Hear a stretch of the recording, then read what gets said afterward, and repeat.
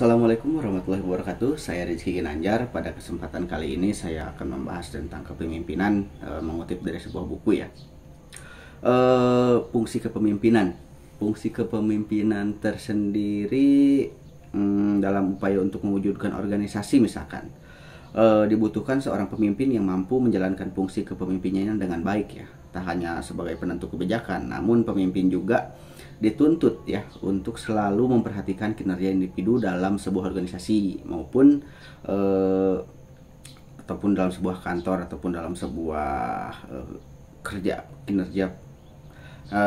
Kepemimpinan diantaranya sebagai berikut ya, fungsi-fungsinya. Yang pertama itu fungsi instruktif ya, fungsi instruktif, yaitu pemimpin sebagai komunikator ya, yang menentukan apa ya isi perintah tersebut. Misalkan si pemimpin ini mendapatkan tugas ataupun ada visi, bagaimana cara melakukannya, bagaimana waktu pelaksanaannya, di mana tempat pengerjakannya agar keputusan dapat diwujudkan secara efektif. Istilahnya itu dasarnya ya, istilahnya visinya itu apa, harus diatur sedemikian rupa oleh pemimpin tersebut. Nah, untuk kedua itu pasti ada penyusunan strategi ya.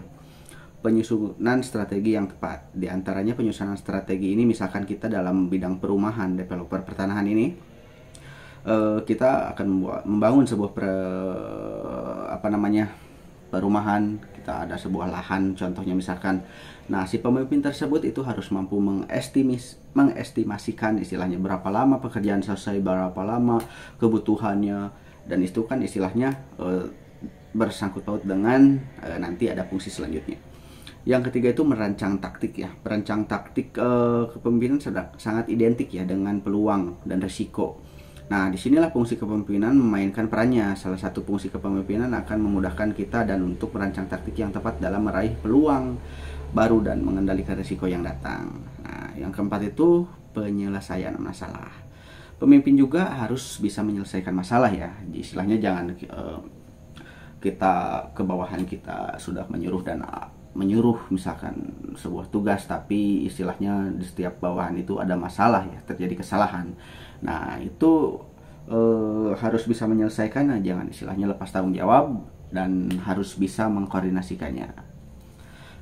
Yang kelima itu pengambilan keputusan yang tepat ya. Pengambilan keputusan yang tepat yaitu ya istilahnya yang tadi itu, misalkan sekarang ada cuaca hujan, ada cuacanya terang. Nah, bagaimana? Ada beberapa metode misalkan dalam sebuah pekerjaan. Nah, metode mana yang harus diambil? Misalkan apakah cara A tepat, cara B tepat, cara C tepat. Nah, mana nih yang lebih baik? Jadi harus bisa kreatif juga untuk pengambilan keputusan. Nah, untuk pemimpin juga itu harus bisa mengambil keputusan maupun keputusan yang sangat berat dan sangat mudah. Yang keenam itu fungsi konsultatif ya. Fungsi konsultatif, pemimpin menggunakan fungsi konsultatif sebagai cara berkomunikasi di dua arah ya, dalam upaya menetapkan sebuah keputusan yang membutuhkan pertimbangan dan konsultasi di arahan pemimpinnya. Jadi pemimpin itu harus bisa menampung semua karyawannya, semua bawahannya ya, istilahnya bisa mewadahi itu semua ya istilahnya.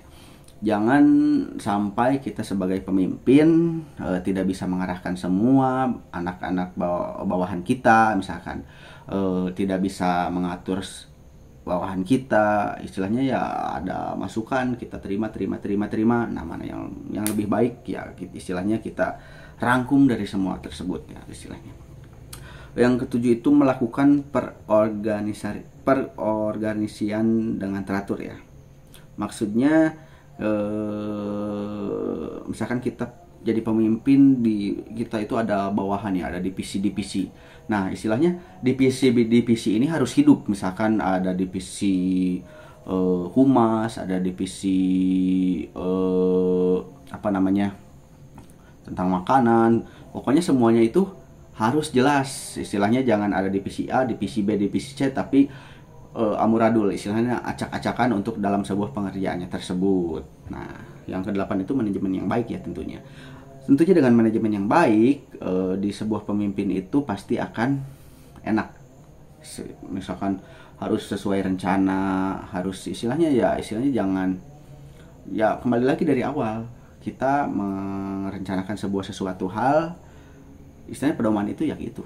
Istilahnya kita tidak boleh melenceng ke yang lain, kecuali ada perubahannya. Misalkan rencana itu dari 100% itu 80% yang harus kita jaga, yang harus berhasil itu. 20%-nya itu pasti ada kesalahan-kesalahan. Nah, 20% ini pasti bisa diatasi di lapangan. Oke, mungkin isi itu dikit ya, sedikitnya dari saya tentang kepemimpinan.